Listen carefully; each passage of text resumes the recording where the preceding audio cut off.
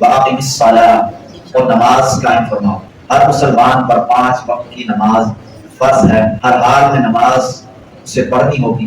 جب ہم کسی کو نماز کی دعوت دیتے ہیں تو آگے سے کثرت ہوتی ہے جواب دینے والوں کی، وہ اسی پر ہوتی ہے کہ ٹائم ملے گا تو نماز ضرور پڑھیں گے۔ کیا نماز فارغ لوگوں کے لیے ہے؟ حضور اکرم صلی اللہ تعالی علیہ وآلہ وسلم کی جو شریعت ہے وہ کیا فارغ لوگوں کے لیے ہے؟ انسان کی جتنی بھی مصروفیات ہوں، بڑے سے بڑا وزیر اعظم، چھوٹے سے چھوٹے ملازم، اسے اپنی مصروفیات سے ٹائم نکال کر ہر حال میں نماز پڑھنی ہوگی۔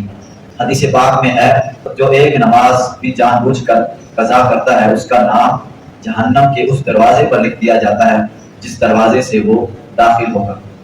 ایک نماز قضا کرنے کی اتنی بڑی باعث ہے، اور ہماری تو کئی نمازیں جو کہ ہم قضا کر دیتے ہیں، ہم سوچتے بھی نہیں کہ ہماری نماز قضا ہو گئی، بالکل معمولی گناہ سمجھا۔